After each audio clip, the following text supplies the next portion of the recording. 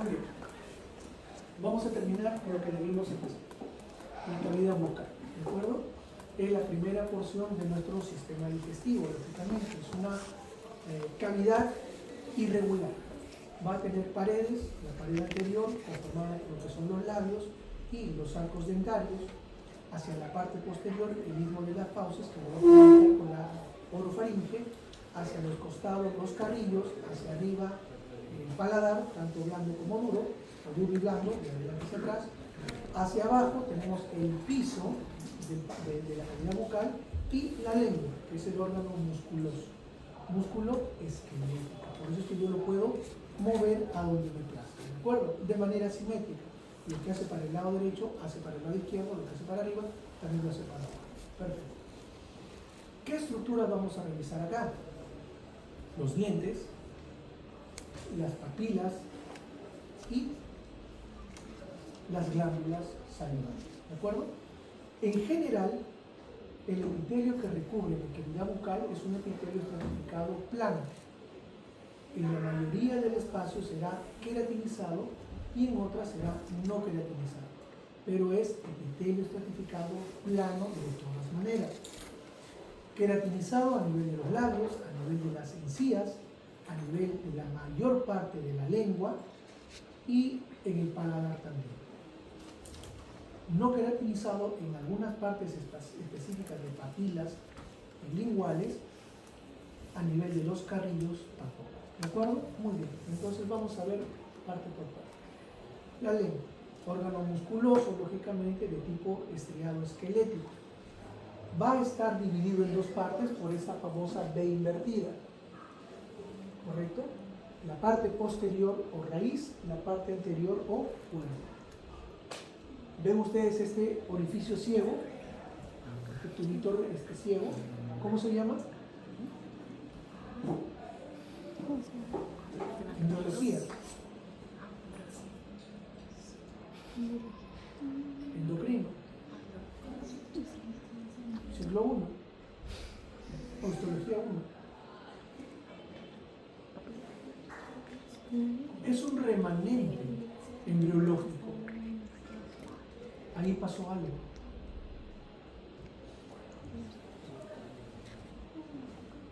Conducto tiroglóseo, que da origen a ¿qué glándula? La tiroides. A la tiroides, ¿verdad? Es un remanente embriológico, ¿ya? Muy bien, entonces, lo más significativo de la lengua es su superficie dorsal, en la cual vamos a encontrar nosotros la distribución de las papilas gustativas, ¿no? Que tienen características muy peculiares. Vamos a encontrar desde las más delgadas y numerosas, las filiformes, hasta algunas que son de aspecto fungiforme o de hongo, literalmente. Vamos a tener nosotros que por delante de esta V invertida, por esta V invertida, se encuentra lo que corresponde al cuerpo de la lengua, en donde van a estar distribuidas en la parte justamente anterior de esta V invertida la presencia de las papilas circunvalares, que son bastante amplias, como ustedes pueden apreciar acá, en número de 8 a 12. Por delante de estas se encuentra la parte más numerosa de las papilas filiformes, que son queratinizadas. Por eso es que cuando sacamos la lengua y la evaluamos, es aterciopelada pero blanquecina, por la presencia de queratina.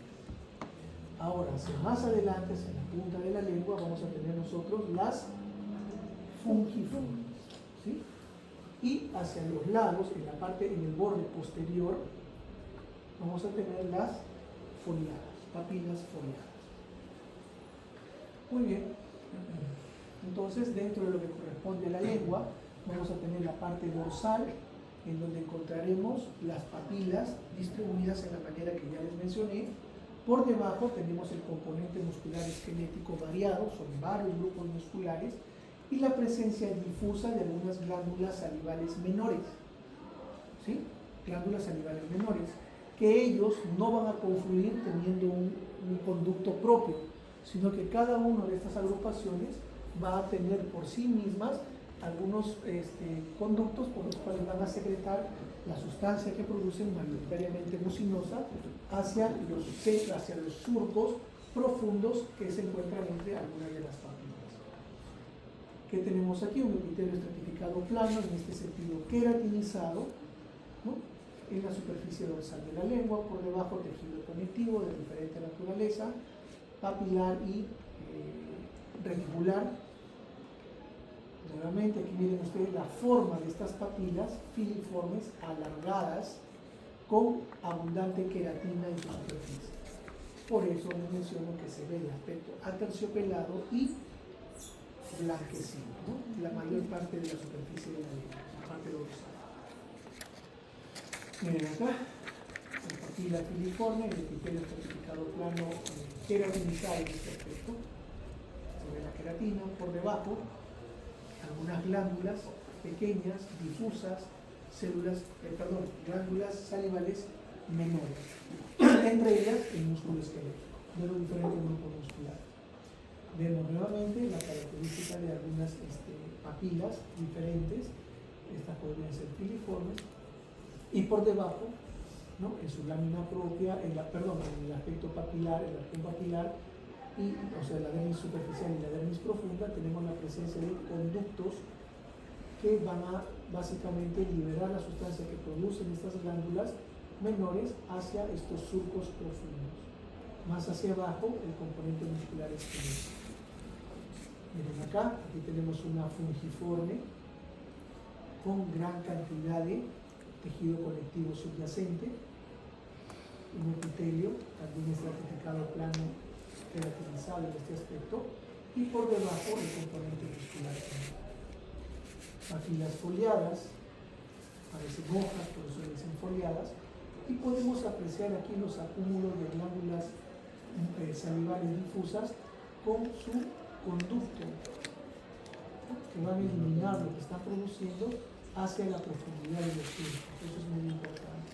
Luego vemos aquí también, miren ustedes en el epitelio, algunas estructuras que son los botones gustativos, también conocidos como botones intraepiteliales. ¿Por qué intraepiteliales? Porque están dentro del epitelio, hacia la pared lateral. No se encuentran en la superficie, se encuentran a nivel de la pared lateral. Aquí también podemos apreciar. No están en la superficie los botones gustativos, sino están en las paredes laterales. Acá podemos apreciar algunas foliadas también, no tienen mayor relevancia. Aquí sí, estas son las circunvaladas, por ejemplo, y vemos en la profundidad del surco la proximidad de algunas glándulas salivales menores. Nuevamente, miren ustedes cómo se llaman estas estructuras.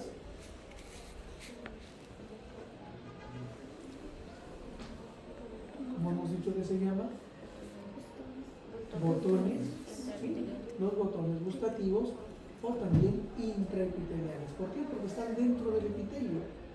Son estructuras ovoideas, un poco alargadas, más que anchas, que van a tener una superficie libre hacia la superficie del epitelio, llamado poro, un poro gustativo, a través del cual van a recibir los estímulos químicos que van a generar una respuesta que nos va a nosotros a dar la percepción de sabor.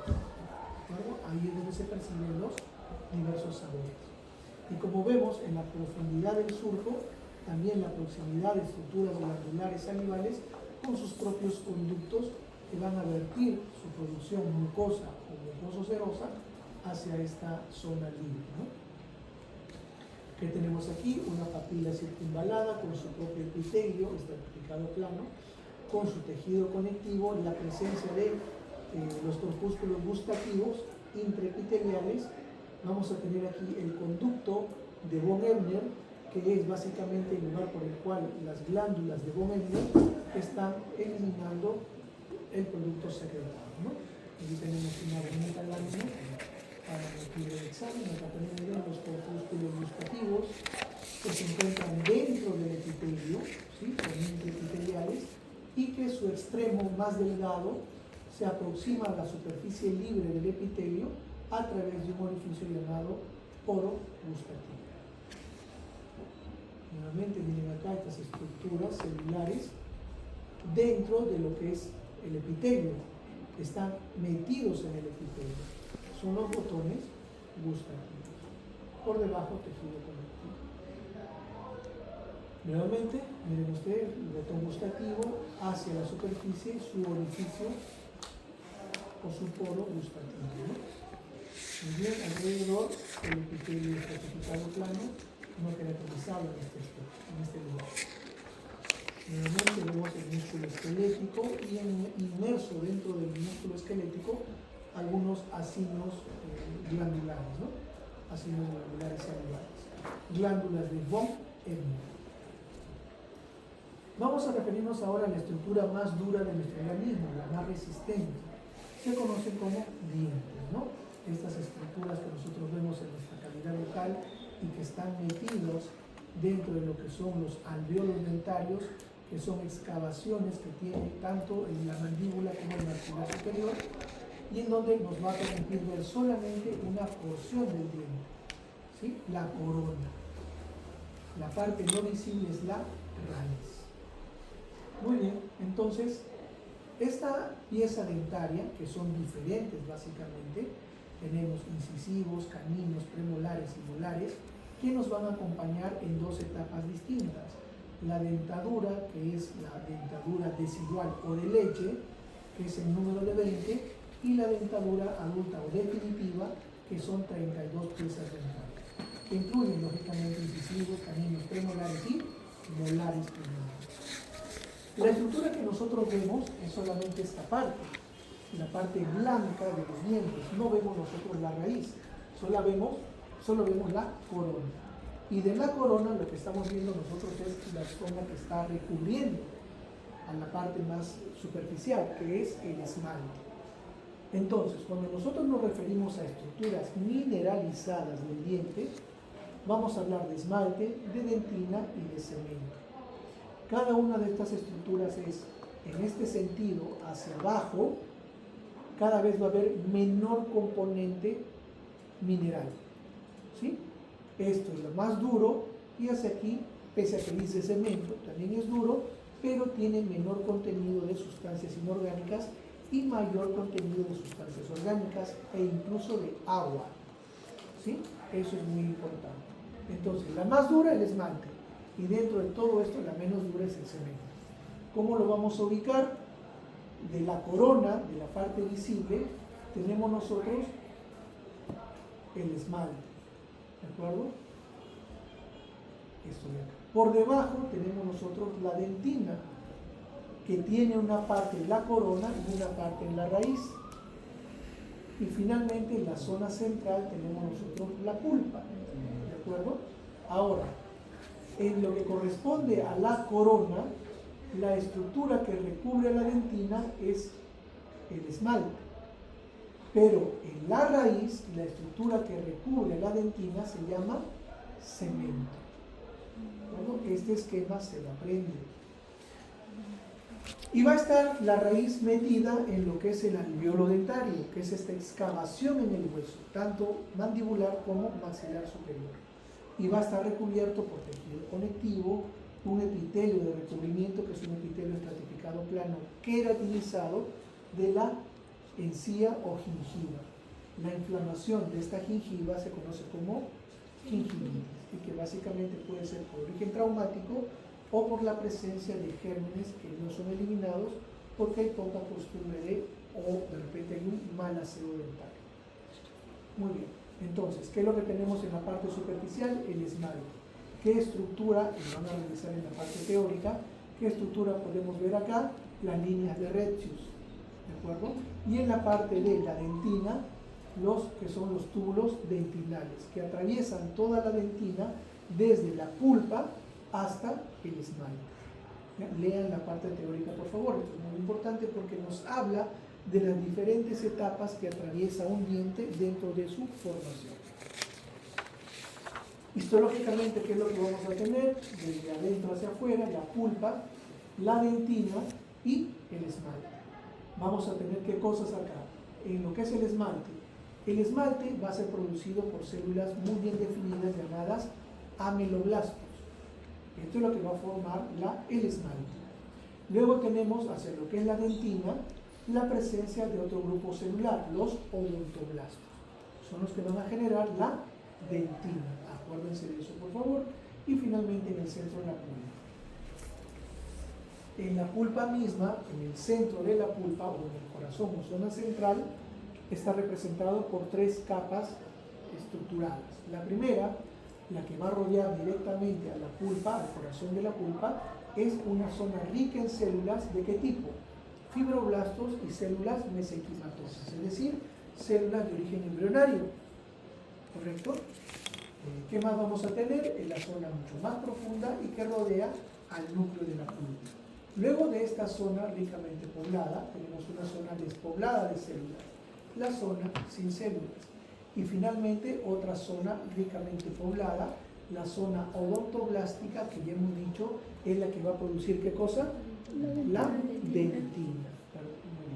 Los ameloblastos que producen el esmalte. Perfecto, muy bien. Vámonos a las glándulas salivales ahora, ¿no? Vamos a tener nosotros las glándulas salivales que van a estar conformadas por 2 regiones. Es básicamente un complejo acinar. ¿Se acuerdan ustedes del páncreas? Los acinos pancreáticos y también sus conductos, sus túbulos que va a ir formando, es igualito. Es lo mismo, incluso los términos se van a repetir. Vamos a tener nosotros una porción secretora en la glándula salival y una porción conformada por los conductos. La porción secretora va a tener tanto el componente seroso como el componente mucoso. Básicamente son células piramidales, células acinares, que en su citoplasma va a tener la predisposición de formar algunos gránulos, mayoritariamente los de producción serosa, y vamos a tener que su núcleo está ubicado hacia la parte basal, seroso. Los mucosos también tienen esa característica piramidal, pero van a ser células un poco más claras, la presencia de gránulos también va a ser mucho menor, y en la zona apical van a tener el componente de su producción mucosa. Luego en la porción de conductos iremos viendo nosotros cómo se van formando estos, las características de su epitelio, que nos va a permitir diferenciarlos en la porción, por ejemplo, inicial, o conformando lo que son los conductos intercalares, los conductos estriados y así sucesivamente hasta formar los conductos finales como el conducto de Stenholm, el conducto de Ward.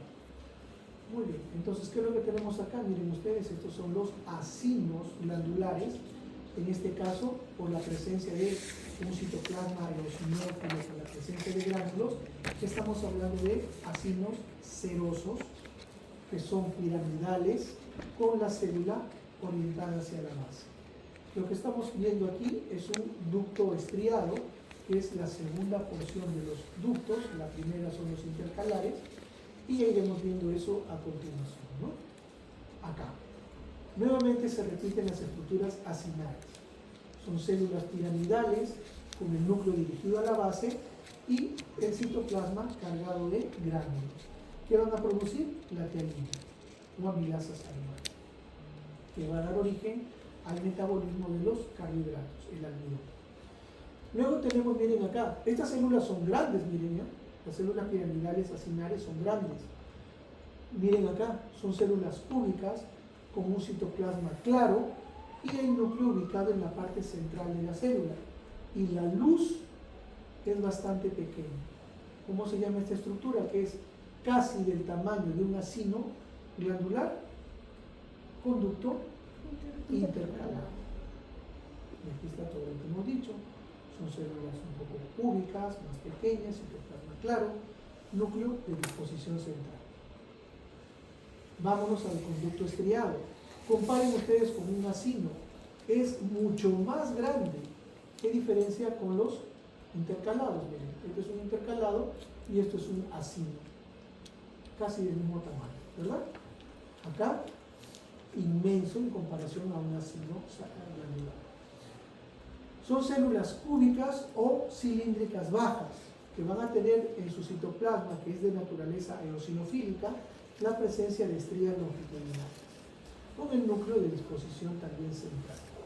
Son los famosos conductos estriados, que van a tener a nivel de la porción basal o vasolateral la presencia de las bombas sodio-ATPasa, que van a permitir que el sodio pase al extracelular y de esta manera retener un poco de sodio y también de líquido. Y luego tenemos también los conductos interlobares. Esto es importante, ¿por qué? Porque estas glándulas salivales van a formar lóbulos que van a estar separados por tejido conectivo. Si tenemos nosotros conductos o ductos dentro del lóbulo, serán ductos intralobulares. Si están inmersos en tejido conectivo y se encuentran entre los lóbulos, en el espacio que está entre los lóbulos, serán conductos interlobulares, que como ven están formados por un epitelio pseudoestratificado y rodeado de un tejido conectivo de aspecto fibroso. Esto es un conducto interlobular. Esquemáticamente, ¿qué es lo que vamos a tener entonces? El componente glandular netamente, que es las células acinares con su núcleo dispuesto hacia la zona basal, que son piramidales con la presencia de gránulos en su citoplasma. Luego tendremos los conductos intercalares, en las cuales tenemos las células cúbicas con citoplasma claro y una luz bastante pequeña o angosta. Luego daremos lugar a unas células cúbicas un poco altas o cilíndricas bajas, en las cuales vamos a tener la presencia de estrías longitudinales y una luz un poco más visible, y comparativamente son mucho más grandes que un conducto intercalar, se llama conducto estriado. Luego vamos a tener nosotros el conducto excretor, que es básicamente un epitelio pseudoestratificado cilíndrico, y finalmente nos vamos a lo que es la cavidad oral, la última porción del conducto excretor hacia la parte superficial, en donde tendremos un epitelio estratificado plano, no queratinizado, a nivel de la estructura, ¿verdad? Entonces, si nosotros unimos lo que corresponde a un acino, a un conducto intercalar y a un conducto estriado, si unimos todas estas tres partes, lo que vamos a tener es un adenómero, o también llamado salivón, que es la unidad funcional de la glándula salival. ¿De acuerdo? Un salivón o adenómero, ¿por qué está formado? Por un acino, más un conducto intercalar, más conductos estriados. ¿De acuerdo? Muy bien. Y tendremos los tres tipos de células que van a conformar esta estructura. Son las células serosas, las células mucosas y las células mioepiteliales. La primera, la importancia ¿cuál es? Después de ver las estructuras histológicas, que son piramidales, el núcleo hacia la base, la presencia de vesículas secretoras en su citoplasma. Estos gránulos lo que van a producir es la tialina o amilasa salival, ¿no? Que básicamente es para el metabolismo del almidón. Por eso es importante una buena masticación, tratar de que el bolo alimenticio se impregne de la saliva para iniciar el metabolismo adecuado. Las células mucosas son muy similares estructuralmente a las células serosas. El asunto es de que van a producir moho, ¿de acuerdo? Con gran cantidad de agua, lógicamente. Y la presencia de las células mioepiteliales, también llamadas células en canasta. ¿Cuál es el asunto? ¿Cuál es el beneficio de que puedan rodear, ¿no?, a manera de prolongaciones, tanto la zona acinar como las primeras estructuras tubulares? De que esta característica de ser mioepiteliales, mio es músculo, ¿verdad? Son células epiteliales parecidas a las células musculares. ¿Por qué? Porque van a tener proteínas de contracción, miosina, actina, por ejemplo, y eso les va a permitir contraerse y generar que el componente secretor envíe lo que produce hacia la zona tubular y con eso permitir la excreción finalmente. Vámonos a las glándulas salivales, ¿no? Las glándulas salivales van a ser de dos tipos, las mayores y las menores. Las mayores están organizadas y las podemos reconocer como glándula parótida, glándula submaxilar y glándulas sublinguales. Y las menores son básicamente estructuras acinales difusas en diferentes partes de nuestra cavidad bucal. Vamos a tomar datos de cada una de ellas que ustedes tienen que aprenderse definitivamente para poder diferenciar. La glándula parótida es la glándula más grande, pesa entre 20 y 30 gramos, pero a pesar de ser la más grande, solamente produce el 30% del volumen de saliva que nosotros producimos en general, solamente el 30%. Exclusivamente esta saliva es de tipo seroso, no tiene componente muscular, mucoso, por eso es que vemos solamente acinos de tipo seroso. Entonces aquí vemos el componente acinal seroso y la presencia de algunos ductos excretorios también. Nuevamente, el componente seroso, que es lo que va a producir la famosa tiamina y también la inmunoglobulina A. ¿Cuál es lo importante de esto? Que lógicamente en el proceso de masticación nosotros tratemos de darle el mayor tiempo posible a la exposición del bolo alimenticio a la tialina. ¿Por qué? Porque va a iniciar la degradación de los almidones. Eso se inicia en la boca, ¿no? Entonces la transformación del bolo alimenticio se inicia en la boca, no en el estómago. ¿Por qué necesitamos darle ese tiempo adecuado al proceso de masticación en la boca? Porque una vez que estas sustancias ingresan a la cavidad abdominal, al estómago, la acidez los neutraliza. Entonces es necesario que en nuestra cavidad bucal el alimento, el bolo alimenticio, tome el tiempo necesario para poder generar todo este inicio de transformación. La inmunoglobulina A secretoria inactiva los antígenos localizados en la cavidad bucal. Ahora, ¿cuál es el conducto de excreción de esta glándula parótida? El conducto de esteno o conducto parótido. ¿En dónde va a desembocar? A nivel de la altura, ¿no? Del nivel de la primera molar de la arcada superior, a cada uno de los lados. Ahí va a desembocar. Cuando vayan hoy día a su casa, agarren a su hermanito menor, agarren su linterna, ábranle y vean ahí, al lado de la primera molar, debe tener un orificio. Con un hisopo de repente, séquenlo e inmediatamente apunten, vean y van a ver cómo la secreción está saliendo. ¿Sí? Es increíble que nosotros podamos ver todas estas estructuras que si no le prestamos atención ni siquiera nos percatamos de cómo está. Y es muy importante que sepamos reconocerlo. ¿Por qué? Porque si yo evalúo la salida de la saliva, por ejemplo, a nivel de los dos conductos de esteno, esto debe ser simétrico, debe ser muy parecida a la cantidad. Si yo veo que por un lado secreta y por el otro no, ¿qué debo sospechar? Que hay una obstrucción del conducto, ¿no? Y que muchas veces de repente no nos percatamos, pero hay de repente algunas hiperplasias glandulares que de repente soy cachetón pues, y no me voy a dar cuenta de buenas a primeras, pero clínicamente sí puedo evidenciarlo. ¿Cómo? Si hay o no hay secreción. Igual va a suceder con las glándulas, con los conductos de Wharton que se encuentran en el piso de la boca.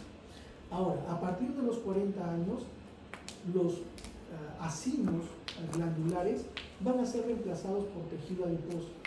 ¿Qué quiere decir esto? Que conforme voy avanzando en edad, la cantidad de tialina que yo produzco disminuye. Por lo tanto, hay que tener en cuenta para ver el metabolismo de todas las sustancias que yo ingiero. Si hay menos tialina, hay menos exposición al bolo alimenticio y menos metabolismo de los almidones, ¿no? Hay que hacer algo con respecto a ello. Pasamos a la glándula submaxilar, que es la de tamaño mediano.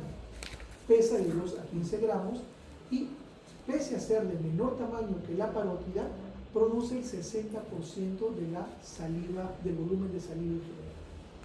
Ahora, miren ustedes esta estructura. La mayoría está representada por acinos serosos. El 90% son acinos serosos, pero el 10% restante es mucinoso. Por lo tanto, la glándula submaxilar es una glándula mixta. ¿Qué estructura debemos reconocer? Miren ustedes. Esto es seroso, netamente, no hay más que ver, pero aquí yo tengo el componente mucoso y seroso a la vez. Y aquí estoy viendo estas famosas medias lunas. Estas medias lunas reciben el nombre de semiluna de Januzzi. Se lo aprende. ¿Sí? Se lo aprende. Entonces, en resumen, la glándula submaxilar es la segunda en tamaño, pero es la que más saliva produce. esta saliva es secreción mixta, serosa y mucosa, pero mayoritariamente 90% seroso y 10% mucinoso o mucoso. Ahora, en estas estructuras glandulares mixtas, en donde veo mucoso y seroso, voy a encontrar las semilunas de Janus. Semilunas de Janus. Semilunas de Janus. Esto es el componente seroso. Esto es mucoso con media luna de o semiluna de Janus, que es seroso también, ¿correcto? Aquí, ¿qué tipo de conducto tengo? Lo describen, ¿sí? Miren ustedes, es más grande, ¿no? Es un conducto o un túbulo estriado, ¿verdad? Muy bien. Media luna de o semiluna de. Este es el componente. Esto es el componente mucoso, ¿verdad? Y esto es el componente. ¿Esto qué es? El conducto estriado. ¿Qué es?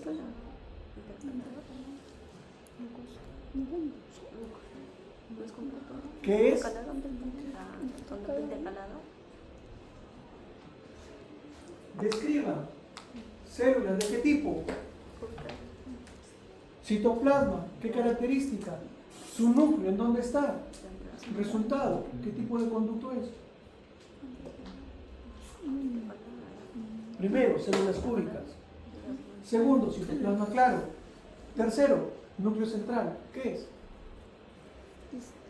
Intercalar. Su tamaño, muy similar a la sinocerosa, ligeramente más grandecita. Miren ustedes. Esto es mucho más grande que un acino, ¿o no? Miren este conducto. ¿Qué es? Intercalar, ya lo habíamos mencionado anteriormente. Es mucho más grande que un acino. Miren el tamaño, compárenlo. Esto apenas más grande, ¿no? Casi similar. Y las células completamente distintas. Muy bien. Aquí tenemos el conducto de Wharton. En el piso, aquí nuevamente, háganle la boca al hermanito, séquenlo con un hisopo y vean cómo se va humidificando por la salida de saliva. Háganle, aproxímenle un plato de ceviche, que lo huelan, van a ver cómo secreta mucho más. Estamos condicionados a esto, ¿no? El olor de ácido te hace salivar mucho más todavía, ¿no? Muy bien. Ahora, tercer tipo de glándula mayor, sublinguales. Obviamente aquí tenemos otras características. Miren ustedes, ¿qué aspecto tienen estos acinos? Miren acá, no miren lo que está escrito, miren acá. Eso es lo que yo les voy a evaluar. Yo no les voy a poner esto, les voy a poner esto. ¿Qué están viendo acá? ¿Qué tipo de acinos? ¿Serosos o mucosos? Mucosos. ¿Sí? Pero ojo con esto, vamos a los detalles. La glándula sublingual es la más pequeña de las tres glándulas mayores. Tiene forma de almendra, qué bonito, pesa de 2 a 3 gramos y solamente contribuye con el 5% de la producción total de saliva. Ahora, ese 5% está representado mayoritariamente por un contenido mucoso, pero también tiene contenido seroso, las famosas también medias lunas. ¿Ya? Entonces, la glándula está compuesta por unidades secretoras tubulares, mucosa, recubierta por semilunas serosas. Las semilunas son serosas. La glándula sublingual produce saliva mixta, por lo tanto, si tiene seroso y mucoso, es mixto. Pero han visto ustedes, el componente mucoso es mayoritario. Entonces, ese detalle importa. Glándula parótida, solamente serosa. Glándula submaxilar, mixta, mayoritariamente seroso, hasta el 90%. Y donde está el componente mucoso, encontramos las semilunas de Janussi, ¿verdad? Que es seroso. Muy bien, ahora la glándula sublingual, es al revés. El mayor componente es mucoso, pero tiene también componente seroso. Perfecto, muy bien. Entre las células de moco y las unidades secretorias se encuentran canalículos intercelulares bien desarrollados, aquí están los canalículos. Las glándulas sublinguales tienen una cápsula de tejido conectivo escasa y su sistema de conductos no forma un conducto terminal. Es decir, aquí no vamos a encontrar un esteno, no vamos a encontrar un Wharton. Van a desembocar directamente a la superficie libre. Y en algunos casos van a aprovechar el conducto de Wharton para poder liberar la producción de saliva. ¿De acuerdo? Entonces, no genera su propio conducto terminal. Va a ir liberando poco a poco por múltiples conductos pequeños a la superficie libre. ¿De acuerdo? O si no, se va a aprovechar de la glándula submaxilar también. ¿Tienes Wharton? A través de Wharton yo también boto todo lo que produce. Y luego nos vamos con las glándulas salivales menores. La cavidad oral contiene una gran cantidad de tejido glandular salivar, bastante difuso, bastante disperso. Miren ustedes, llegan a su casa, se lavan bien, se desinfectan y con su dedo, pasen su dedo por la cara interna de la mejilla. ¿Está húmedo o está seco? Está húmedo. Pasen por los labios en la parte posterior. ¿Está húmedo o está seco? Está húmedo. Salvo ahorita yo que estoy tome agua, porque estoy hable y hable, se va a secar mi cavidad bucal. Pero si no, está completamente humedecida. ¿Gracias a qué? A la producción de las glándulas salivales menores que están dispersas en toda la cavidad bucal, a nivel del palatino, a nivel de los carrillos, a nivel de la base o suelo de la boca, etcétera, de la mucosa labial, a todo nivel. Entonces, ¿qué tenemos? Las glándulas linguales en la mucosa y la capa muscular de la superficie dorsal de la lengua. Allí vamos a tener componente glandular. En las glándulas sublinguales menores, cercanas a las glándulas sublinguales principales, en las glándulas labiales, que es la superficie interna de los labios, las glándulas palatinas, las glándulas amigdalinas, las glándulas bucales, etcétera, etcétera, etcétera. Ahora, la mayor cantidad de estas glándulas difusas, dispersas, menores, son mucosas.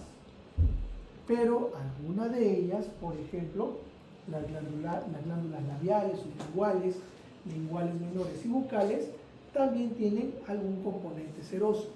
Las que solamente producen moco son las glándulas palatinas y las linguales laterales. ¿De acuerdo? El resto tiene un ligero componente seroso. Muy bien. En resumen, las papilas linguales son de 4 tipos. Repasen también su teoría, por favor. Yo también dicto teoría. Sé lo que se les tiene que dar de información. Revisen, por favor. Son filiformes, fungiformes, foliadas y también circunvaladas. Los corpúsculos gustativos son órganos sensoriales intraepiteliales, cuya función es la percepción del gusto. ¿A través de qué? De esos orificios, ¿verdad? ¿Sí? Los poros gustativos. El extremo más delgado del corpúsculo gustativo, que se localiza en la superficie libre del epitelio, se denomina poro gustativo. Las estructuras mineralizadas del diente son esmalte, dentina y cemento. En ese orden, mayor, mediano y menor. Mayor componente mineral no orgánico, menor componente mineral no orgánico. Al revés, menor componente orgánico, mayor componente orgánico, incluso de agua. ¿Ya? Las principales glándulas salivales son parótidas, submaxilares y sublinguales. Cada uno de ellos, apréndense sus características propias, qué produce, qué tipo de secreción produce, ¿no? Recuerden ustedes las características de los canalículos o de los conductos también, los intercalares y todos ellos, los estriados. Cada una de las glándulas salivales tiene una porción secretora y una porción de conductos. ¿Preguntas? No. Muy bien, entonces, para terminar, les he escrito a sus delegados para que vayan viendo lo que les ofrecí la vez pasada acerca de la recuperación de un examen práctico. Todavía